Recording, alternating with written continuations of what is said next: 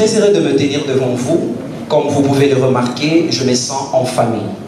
Et comme je me sens en famille, aujourd'hui, nous ne sommes pas venus pour simplement présenter un livre, un nouveau bébé dans le monde littéraire, mais nous sommes également venus pour réfléchir la nation. Nous sommes également venus pour réfléchir autour de notre pays, ces beaux pays que nous aimons, mais qui, malheureusement, depuis plus, aujourd'hui d'ailleurs, 3 décennies que la partie Est est sanguinolente. Et si l'on pouvait également voir combien dans plusieurs milieux, il y a la faim également qui cause d'autres génocides, mais on n'en parle pas. Et ensemble, nous allons le découvrir dans ce livre dont je rappelle le titre « Génocide au Congo pour votre confort ». Le livre est écrit par M. Claude Malouma. Alors je disais tout à l'heure que je suis Daniel Bila, je suis pasteur et écrivain. Je dis un très grand merci à M. Claude Malouma pour m'avoir fait confiance. Et d'ailleurs, pour ceux qui ne le savent pas, on venait à peine de se connaître. Et à peine de se connaître, jeune, n'ayant pas encore même 30 ans, il m'a fait confiance. Ce qui revient donc à dire que c'est un homme qui aime réellement le pays. Pourquoi? Parce que l'un des plus bons et meilleurs instruments que l'on puisse utiliser pour mesurer l'amour d'une patrie, c'est la capacité à s'engager pour la jeunesse. Je l'ai vu le jour où je suis allé dans son bureau, alors que l'équipe de la télévision était en train de parler. Il y a des jeunes gens qui étaient venus pour faire leur casting. Certains n'étaient pas à la hauteur à cause de la langue. J'ai écouté cette phrase, il ne savait même pas que j'allais le dire. Il a dit ceci aux responsables.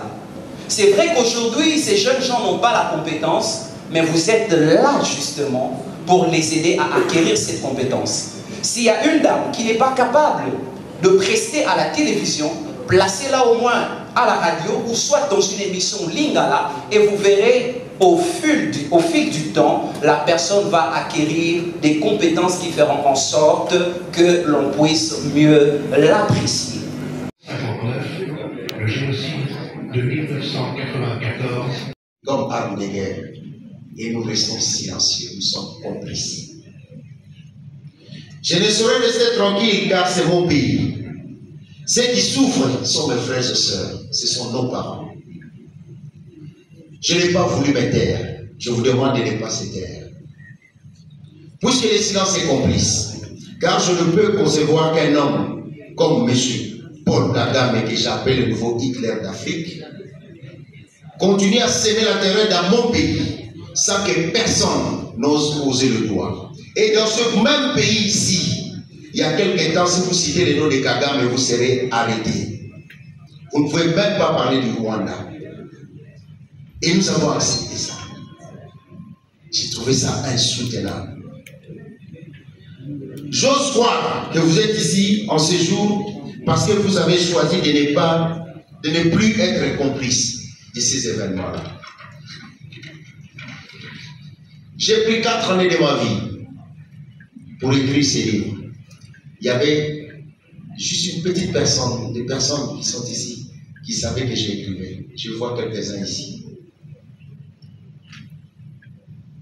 Avec tous les risques encourus, car j'avais mis en place le système de collecte des informations comme il vous a dit. C'est la première fois que le Rwanda a été surpris que les informations internes du Rwanda étaient écrites sur un livre. Et je vous assure, j'ai reçu des menaces. Quand le livre est sorti, on m'a écrit, j'ai des numéros du Rwanda sur mon téléphone. Et je vous assure, mes frères ne prenaient pas, c'est de la blague. J'écrivais et je me disais, bon, j'ai écrit.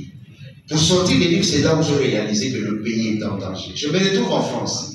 Je vois mon cousin Niaro Mouakem qui est là. Il connaît comment je l'ai dérangé.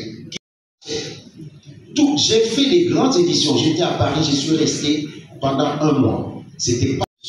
On a lu, c'est intéressant, mais on ne le fera pas parce que c'est le Congo. Monsieur que vous voyez ici,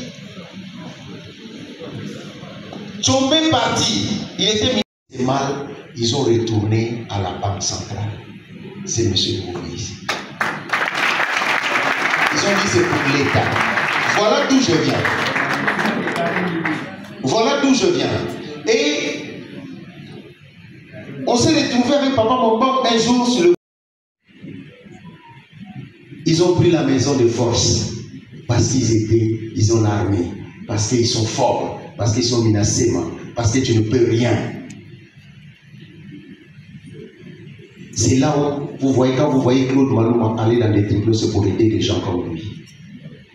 On s'est battu, les jugements sont là. Maintenant, on va voir le ministre des Mines pour que ce qu'ils ont mis là-bas, qu'ils reconnaissent que ce n'est pas leur maison. Mais les gens qui l'ont mis dehors, c'était Congolais comme vous et moi. Ils ont oublié que ce monsieur a rendu service dans ce pays. Il fut aussi ministre du Travail. Ngous Karimon est devenu ministre, premier ministre, je pense. Il s'est souvenu. Vous voyez comment les bienfaits ne se perdent jamais. Il s'est souvenu. Mais M. Kichou est où? Il était ministre de mon oncle des mines, un monsieur honnête. Il est parti le chercher pour le faire ministre du Travail. Voilà comment la vie est bien faite. Donc nous pouvons sauver notre Congo si l'on veut. C'est juste des hommes, des femmes, des valeurs. Nous devons être capables de dire non et accepter que l'autre pays puisse avancer. Nous sommes en tant que Congolais, je suis fier que vous soyez là et je vous remercie. Mais sinon vous allez me voir dans les procès des 100 jours. Gisèle Dieu me connaît l'histoire, on était avec elle. Cette autorité m'a dit, on vous donne l'argent pour fournir la marchandise, mais ne fournissez pas, on se le partage. Je lui ai dit non. Il a dit, posa du Boma. J'ai dit non. Il m'a envoyé sa femme. Il m'a envoyé son frère. J'ai dit non. 9 millions de dollars, c'était pas peu. Les gens m'ont pris pour un fou. Il y a des gens qui savent, qui connaissent cette histoire, ils sont ici, on va taire les noms. Quand j'ai dit non à cette personne, pourquoi j'ai dit non? Parce que je me suis souvenu dans ma tête, mon papa me disait toujours, le papier de l'État ne se perd jamais. Donc, éduquons nos enfants. Éduquons nos enfants à avoir des valeurs, à défendre notre pays. Claude Malouma qui est ici est un monsieur intrépide. C'est un monsieur qui a de la bagoure. C'est un monsieur qui n'a pas froid aux yeux. C'est un monsieur qui dit clairement les choses. C'est un monsieur avec qui que j'ai connu à pas mal de temps. Et c'est là quand il dit qu'il a commencé ce livre, je n'étais pas au courant, j'étais parmi ceux qui ne savaient pas. J'ai vu que le produit fini. J'ai dit, ben dis donc, toi là, t'es fort. T'es fort et tu es téméraire. Mais tu ne seras pas vexatoire. Parce que ceux qui ont fait le droit comme moi, nous avons une action qu'on appelle les actions téméraires et vexatoires. C'est-à-dire des actions qu'on fait pour rien et pour faire passer le temps. Il est téméraire et il n'est pas vexatoire. Et quand il m'a proposé de venir porter le livre sur les fonds baptismaux, je lui ai dit, je suis ton homme à défaut d'être ta femme. Je ne pouvais que dire oui. Baptiser un livre scientifique, pour nous les scientifiques, vous savez que je suis professeur des universités, ce n'est pas une mince affaire, c'est une chose très sérieuse. Parce qu'on prend la responsabilité de prendre un bouquin, une œuvre d'esprit, l'introduire dans la publicité, dans la publicisation, si je peux me permettre, d'une société. Tout ce qui est écrit dedans engage bien sûr l'auteur, mais attention, ça va faire partie de la mémoire collective d'une société. Donc, on fait très attention à tout ce qu'on dit, et surtout quand on le fait avec conviction, on n'a pas peur. Ça ne devient pas vexatoire. Alors évidemment, comme je suis professeur, JC, comme tu le sais, les professeurs nous parlons beaucoup. Je ne vais pas parler beaucoup non plus, parce que sinon, petit, il n'y a pas au coquitaire. Il a très bien parlé, j'adore son style.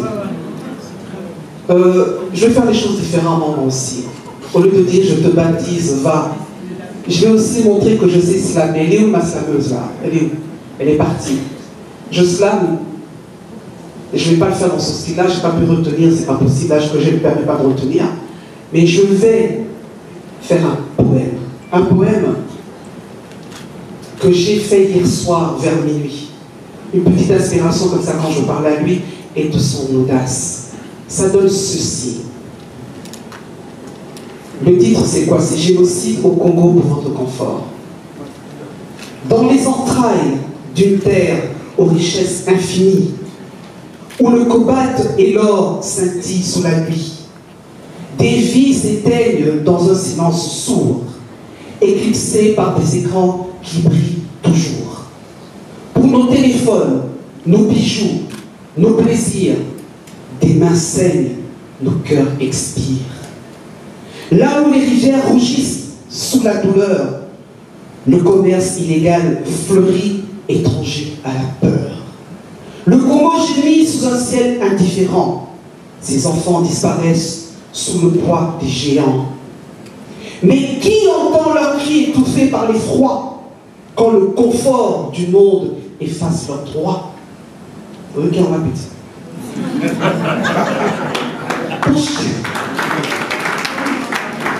Pour chaque gadget, chaque morceau de métal, des familles sont plongées dans un enfer létal. Loin des regards, au creux des forêts d'ébène, le prix de votre confort s'écrit dans la peine. Alors, levons nos voix pour ceux qu'on dépossède, que la lumière perce les ombres qui nous obsèdent. Car le vrai confort, c'est un monde, un Congo en harmonie, où chaque vie compte, sans effusion et sans tyrannie. Très cher ouvrage, c'est là que tu interviens maintenant. Très cher ouvrage, Génocide au Congo pour votre confort. Genocide in Congo for your comfort. Because I always speak English too. Très cher ouvrage, Génocide au Congo pour votre confort. Sache, là tu viens.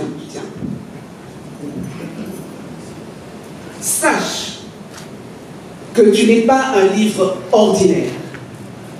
Tu es désormais une mémoire vive, un témoin à faire taire, une voix qui exige d'être étouffée.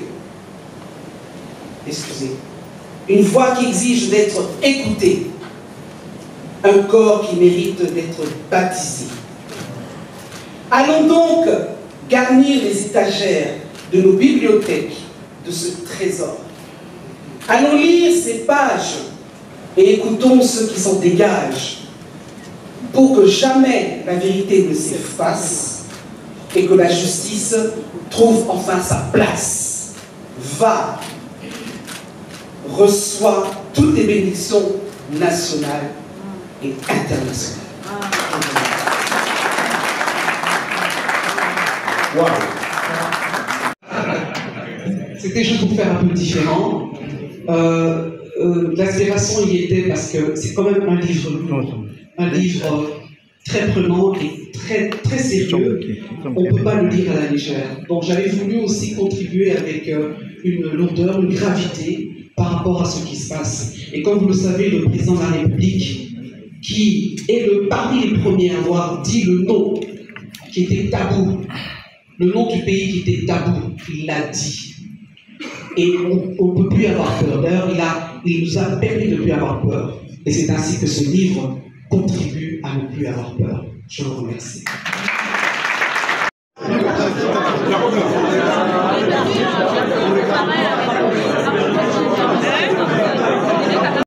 D'abord, je m'aimerais dire qu'il n'y en a pas de livre de trop parce que c'est le premier livre écrit par un Congolais qui parle de l'histoire, de la souffrance qui vit dans sa propre chair. Le Congo nous est cher. Nous avons en ce moment plus de 15 millions de morts dans ce pays. Femmes, enfants, hommes. Nous avons 8 millions de déplacés internes. On parle de 15 millions, c'est comme la population de la ville de Paris. Ils ont été décimés. Et nous ne pouvons pas accepter cela. Et dans ce livre, il y a une particularité, nous avons parlé de l'élite congolaise aussi, de sa propre responsabilité, de nous Congolais, de notre propre responsabilité. Nous avons parlé aussi de la force économique que nous devons avoir. Mais quand nous parlons de ceux qui nous ont tués, nous ne pouvons pas accepter, nous ne pouvons pas comprendre qu'un pays est en train d'être agressé, de nous tuer et qu'on nous empêche même d'acheter des armes pour se défendre. Devons-nous défendre avec des gens qui viennent avec des armes, avec des bâtons? Nous sommes sous embargo et ça doit interpeller tout le monde. Nous sommes ici dans un pays où nous pensons que nous devons interpeller la conscience congolaise. Quand il y a la guerre à l'Est, nous tous nous devons être en état de guerre. Nous devons être unis pour défendre notre pays. En Ukraine, en ce moment, il n'y a plus de majorité, il n'y a plus d'opposition, il n'y a plus d'affaires, il n'y a plus d'économie. Il y a la terre de leurs ancêtres qui doivent être défendue. C'est pareil quand on parle d'autres guerres. Les gens de la Palestine, les gens défendent leur pays. Nous devons aussi défendre notre pays. C'est notre droit. Et ce n'est pas un individu comme M. Kagame qui est le bras séculier des multinationales pour détruire l'Afrique, pour détruire la RDC qui doit nous empêcher de parler de notre pays.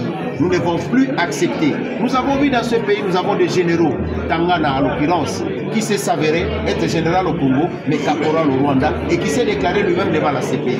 Comment pouvons-nous continuer à accepter ces genres d'aventures, ces genres de bêtises? Nous devons dire non. Et les Congolais doivent apprendre que personne ne défendra cette terre à part un Congolais. Nous devons prendre conscience de ça. De l'écriture à la... Des menaces, mais c'est un choix de vie que je fais. C'est un choix.